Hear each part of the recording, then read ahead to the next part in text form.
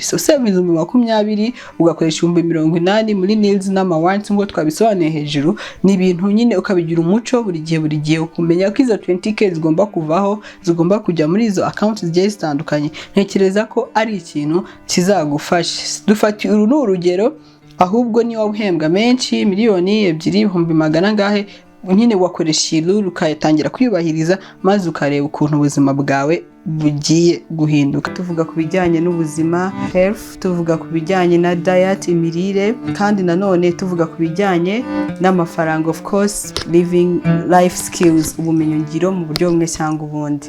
Hello my people, welcome back to Sari Fact TV. Nk'ibisanzwe mbanje kubasuza aho muherereye hose, amahoro y'Imana abane namwe. Nongera kubaha karibu nanone muri parte yacu ya money mindset. Haraciye iminsi myinshi tutaza muri money mindset, then uyu munsi turaje kugira ngo turebere hamwe noneho uburyo nyine twakomeza kugera kuri ya goal yacu yo kwachievinga financial freedom. So let's get started and see what I have for you. But before we go deep into this video, let me tell you first of all, it's better kureba video kuvitangira kugeza irangiye kugira ngo hatagira tip igucika kandi yakabaye ari buhindure ubuzima bwawe.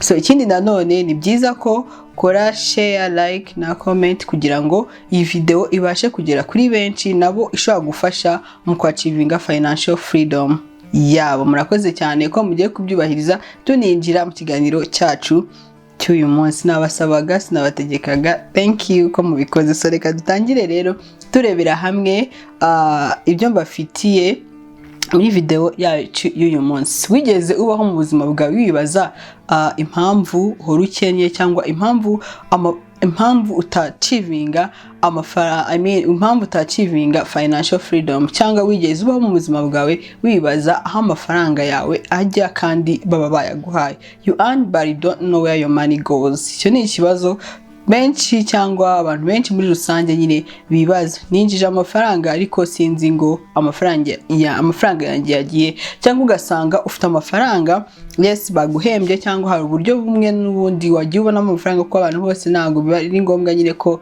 bahembwa per month, ariko igihe cyose ufite amafaranga ukibaze se amafaranga byagenze gute, amafaranga yagiye, amafaranga ashize n'ukwezi kutarashira, ugasanga uba muri ibyo bibazo bya buri munsi. Uyu munsi rero naje kugira ngo naje nkuzaniye igisubizo cy'ukuntu twabasha kumanaginga amafaranga yacu. Here is the simple rule tugomba gukoresha. It's 50-30-20 rule, and I'm going to break it down and see what we can do to achieve our financial life. Kuko ntekereza ko buri muntu wese akora ariyo purpose afite kugira ngo azabashe kugira nyine muri cya gihe yumva ko yishize akizana mu bijyanye n'amafaranga. Reka turebere hamwe rero mu gihe wabashije gufollowinga iyi rule ese bizagenda gute.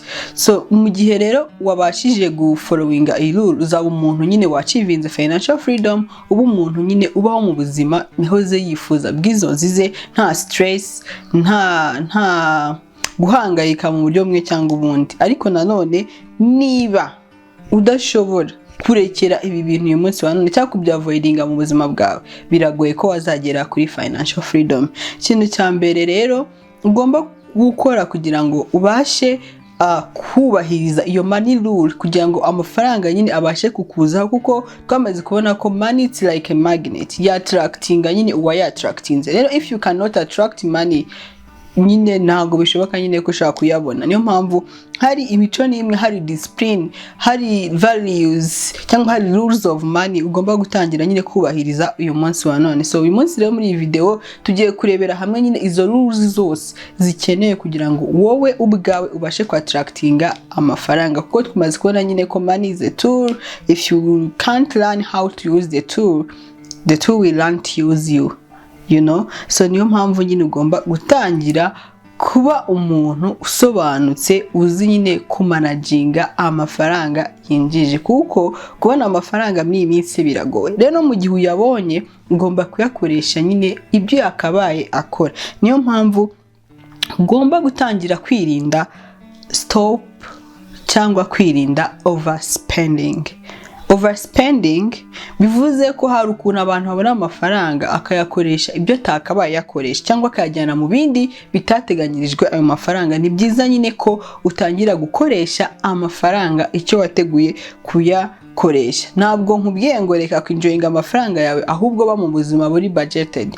Even though abantu benshi bavuga ngo budgeting is like a punishment, but to me budgeting is not a punishment because I've been living on a budget and I am a true testimony just like right now. So niyo mpamvu nawe gushishikariza gutangira kuba mu buzima nyine buri budgeted, kuko buriya budgeting iyo uri kuri budget umenya income, ukamenya expenses, ukamenya aho ugabanya, ukamenya aho wongera, kubera ko nyine uzi goal cyangwa uzi intego ushaka kugeraho mu buzima bwawe. Ikindi kintu cya kabiri ni ugutangira gusaving. Ntabwo saving ari abantu binjiza amafaranga menshi. Amafaranga yose waba winjiza watangira gukora saving kandi bikakubera byiza, ukazaba umuntu ahubwo mu minsi iri imbere utangira gushishikariza abandi, cyangwa ukazaba umuntu mu minsi iri imbere wicuza impamvu utatangiye mbere, kubera ko buriya igihe nicyo gishoro dufite. Ni igihe gusa, nta kindi kintu kidasanzwe, kuko iyo utangiye kare of course ubona menshi kurusha watangiye nyuma. Niyo mpamvu nanone saving doesn't matter how much you earn, what matters it's the consistent. Inshuro ukomeza kubikora nicyo kimanaging, it's the discipline. Ese niba winjiza amafaranga let's say nk'ibihumbi 100, ntabwo bikugoye kuba wa budgetinga, waba muri bwa buzima nyine bwawe buhanye n'amafaranga n'ubundi winjiza, kuba watangira gusavinga ibihumbi 5. 5 ntabwo ari amafaranga menshi, kuko ayo 5 azakugoboka ejo n'ejo bundi mu gihe kizaza. Uraruta wa muntu winjije 500 ariko utibutse no gusavinga n'igihumbi. So niyo mpamvu rero nyine ni byiza ko utangira kwimenyereza gucultivatinga umuco wo gusavinga utitaye ngo ninjije menshi cyangwa ninjije make. Ikindi kintu nanone, you have to take control over your money, otherwise your money will always control you. Niyo mpamvu ugomba kuyarusha imbaraga, kuko buri amafaranga nayo afite imbaraga. So niyo mpamvu rero nawe ugomba gushaka different strategies kugira ngo amafaranga yawe akugumeho, amafaranga yawe aba yawe, nawe ube muri wa mubare nyine w'abantu bafite amafaranga. Bitavuze yuko ari uko winjiza menshi, ahubwo wowe wamenye ubwenge bwo kubasha nyine kugumana amafaranga winjije. Katurebere hamwe rero what is the 50-30-20 rule. Nabaze mbabwira tu breaking it down, turebere hamwe muri rusange ese iyo rule ni ibiki, mbese bundi bikora gute. So mu gihe rero ufite amafaranga cyangwa income yawe yaje, let's say nko ku muntu wenda ukorera amafaranga mu kwezi, hari icyo bita nyine 50% of your income ijye muri needs. Needs ni bya bintu ushaka kubaho, like you cannot live without them. Turaza kubirebera hamwe. Hanyuma 30% ijye muri wants. Nabyo ni ibindi biri na essential stuff, nabyo ukeneye ariko ni ngombwa, ariko biri na essential. Mu gihe needs ni essential and you cannot live without them. And then 20% can go into savings, bikajya muri savings. Turaza kurebera hamwe. Twavuze muri money mindset zatambutse ku building emergency fund. Ahangaha niho haza nyine ushaka gukora saving account iri fixed, ukaza gukora na emergency fund, ukagenda building gake gake mu gihe haje unexpected circumstance in life. Ushaka ugakoresha amafaranga nyine yavuye muri saving, muri emergency fund. So nukuvuga rero iyi rule igiye kudufasha kubalansinga ubuzima bwacu. Sinkubwiye ngo amafaranga yawe ngo don't enjoy your money, hoya, ahubwo iruriza kugira ngo ubashe kugufasha muri survival, muri enjoyment and the future security. Ibyo ni ibintu bitatu ugomba guhora utekereza. You need to survive, you need to enjoy, and you have to secure your future. I guess izi ni tips eshatu ugomba kwicara ugashyira ahantu kavuga in case mbonye amafaranga cyangwa anytime I have money I have to think of this. Ugomba kubitekereza. You need to enjoy your life, you need to secure your future, and also you need to survive. Niyo mpamvu nyine amafaranga yawe nayo agomba kujya muri izo parite eshatu. Nongere mbisubiremo: survival, enjoyment, please securing your future. Ibyo ni ibintu byose ukeneye kwitaho uyu munsi wa none. So katurebere hamwe rero ingero zigiye zitandukanye za muri 50% hagomba kuzamo iki, 30% hagomba kuzamo iki, mbese no muri 20% hagomba kuzamo iki. twari twabivuze hejuru ko needs ni ibintu ushobora kubaho udafite, the things you cannot live without. So izo expenses rero ugomba kuzishyura no matter what, uko byagenda kose you have to pay them. Icyambere ni rent. Ntabwo abantu twese dufite aho kuba, of course tuba muri rent, hari n'abafite nyine inzu ariko bishyura imisoro nyine n'aho batuye. So ubwo rero ni ikintu nyine kigomba guhora nyine kiri muri budget yawe. Ikindi cya kabiri ni ibiryo.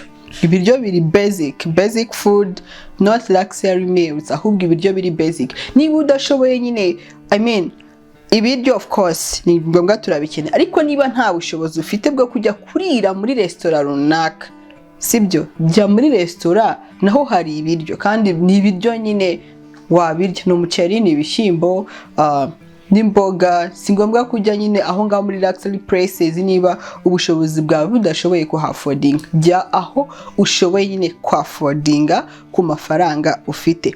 Ikindi kintu cya kabiri ni transport. Of course ukeneye transport, ukeneye kuvana hamwe ujya ahandi, nabyo nyine ni ikintu kiri basic. Ikindi ukeneye electricity and water, ukeneye umuriro n'amazi, ukeneye kwishyura minerval, ukeneye kwishyura medical care. Ibyo ni ibintu biri basic, nta hantu wabicike. No mpamvu muri ya 50%, muri ya mafaranga ya 50% agomba kujya aho ngaho muri izo necessities, muri izo essentials mu buzima bwawe, kuko utabashije kwishyura ibyo bintu byose ubuzima bwawe ndio ubuzima bugukomereye. Kandi icyo tugomba kwibandaho hano nuko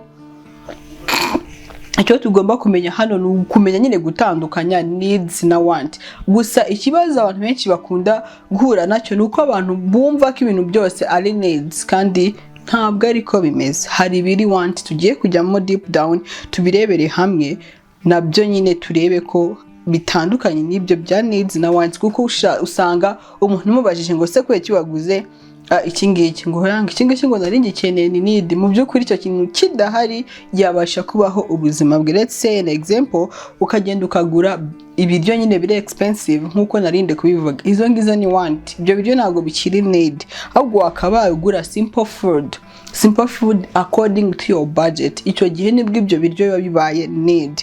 Ikindi nyine ukabasha kugira ubushobozi bwo gukontrola your needs, because otherwise money will control you, or they will control your money. So niyo mpamvu ugomba kuba umuntu w'umuhanga, uri very smart mu gukoresha amafaranga yawe. Reka dukomeza turebera rero hamwe muri rusange part 2 aho tugiye part 3 aho tugiye kwinjira tureba 30%, muri 30%. Noneho ni ibiki ukeneye. Urikumva ahangaha rero ni ibintu tugura cyangwa dukenera mu buzima bwacu, ariko bituma ubuzima bwacu buba fun, ubuzima bwacu buba enjoyable, ubuzima bwacu nyine buryoha. Urumva, for let's say mu rugo batetse ariko you are like okay, uyu munsi none reka tujye hanze dusohoke, tujye kujya kuri restaurant, tujye kurya kuri hotel runaka, nyine spending y'amafaranga. It's fine, enjoy your life, have fun with friends, with family, it's okay, ariko that was on your budget. Muri za want zawe niyo ni ya 30 nyine kwijana ya income yawe. Go enjoy, go have fun, it's fine, ntacyo bitwaye kubera ko it's budgeted. Ntabwo uri gukora mu mafaranga yo muri needs, ahubwo ni amafaranga wapanze cyangwa ari muri ni 30% na 50%. Ibyo twamaze kubibona, wamaze gukemura ibyo bibazo byavuye mu nzira. Hanyuma uje nyine muri ya parite yacu aho twabonye ko nyine of course we have to enjoy our money, we've been working, byari bigoye, we have to step back and enjoy our money, you know. Ikindi ushaka kugura abonema mu rugo, ushaka kureba Netflix, ibyo nta kibazo as long as ayo mafaranga ari kuva muri ya 30%. Izo ni wants. Udafite abonema, udafite Netflix, of course ubuzima bwakomeza, ariko udafite ibiryo mu nzu ntabwo bishoboka. So niyo mpamvu nyine ugomba kumenya gutandukanya izo needs na want. So dukomeza turebera hamwe, you can travel for fun, ushaka kujya Dubai, ushaka kujya Zanzibar, ariko muri ya 30% of your salary, of your income. It's fine, enjoy your money. Then let's continue and see what different examples. Ushaka kugura telefone nziza, ushaka kugura latest iPhone, you know, 17 Pro Max, as long as it is coming from that 30% of your income, it's fine. Mu gihe atari kuva muri ya 50%, ibyo ntacyo bitwaye. So ahangaha rero niyo mpamvu nyine usanga kubera kutamenya gutandukanya needs and want, ugasanga people are spending too much kuri wants kurusha kuri needs cyangwa kurusha kuri saving. Niyo mpamvu ugomba nyine kuba ufite ya 30% ukagira ka box kayo, ayo mafaranga hakaba hari ahantu ariko avuga ati ko byagenda kose amafaranga ndi kuya spendinga muri 30% yanjye, it's fine, nta rule y'amafaranga nimwe ndikumva. So niyo mpamvu rero kwinjoyinga amafaranga ni byiza, ariko ukaenjoyinga with control, kuko twatangiye iyi video yatangiye mbabwira ngo you have to learn how to control your money, otherwise your money will control you. Aho uzisanga waryohewe cyane ugatangira kubikuza nandi yet ayo mafaranga ntabwo ibyo bintu ujye kuyakoresha, ntabwo ari byo yakaba yakoreshwa, ahubwo uri gukoresha cyangwa uri kwiba amafaranga, cyangwa uri kwiba future you, uri kwiba amafaranga ya saving. So niyo mpamvu rero ngiye tuhora dukomeza tubabwira ko ni byiza ukibona amafaranga ko you have to automate your essentials, ibintu byose ukabyotomatinga ku buryo nta hantu na hamwe wisanga wiyibye. Reka dukomeze no muri parite ya kane aho tugiye kurebera muri 20%, se 20% muri saving. Ahangaha biraza kugenda gute? Iki ni igice cy'ingenzi cyane ugomba kwicara ugatega amatwi ukumva ko nyine ari ngombwa, kuko iyi parite ni parite y'ingenzi cyane, kuko akenshi usanga abantu benshi barirayinga nyine kuri savings bagiye bakora. Izi savings rero, kandi ikindi nkwibutsa ko you have to save with purpose, kuko udafite goal mu buzima bwawe cyangwa udafite intego mu buzima bwawe birakugora nyine gusavinga, kubera ko nta mpamvu nyine ufite n'imwe ituma usavinga. So rero gusavinga, you are saving for your future. Twabonye ko nyine you have to secure your future. Ushobora kugira unexpected emergency ushobora kuza mu buzima bwawe, ushobora akazi wari gukora guhagarara bigutunguye, ariko se niba nta savings wakoze biraza kugenda gute? So niyo mpamvu nyine ni byiza guhora utekereza ko mu gihe cyose ufite amafaranga, at least small portion of your money, niyo mpamvu ni 20%, n'amafaranga make cyane 80% urakoresha ibindi, ariko amafaranga make cyane 20% amafaranga yose ufite yashyire muri savings account. Aha ni handi dukongera kugaruka muri emergency fund. Emergency fund mpora nyivuga kenshi cyane, niyo mpamvu ntazarekera kwisubiramo, kubera ko nyine emergency fund ni ikintu gikomeye cyane ugomba kwitaho mu rugendo rwo kubaka financial freedom, kubera ko ni hantu mu gihe uzagira unexpected emergency, ije umwana ararwaye, ukeneye transport byihutirwa, wenda hahandi ya mbere yarashize ariko hari akandi kantu ufite ku ruhande, ugize ibyago, ntago mbifurije ibyago ariko turabizi ko mu buzima biraza. Niyo mpamvu nyine ukeneye ako kantu kari ku ruhande ka emergency fund, kugira ngo kabashe kukufasha kukorohereza ubuzima, cyangwa ubuzima bwawe bugende buri smooth.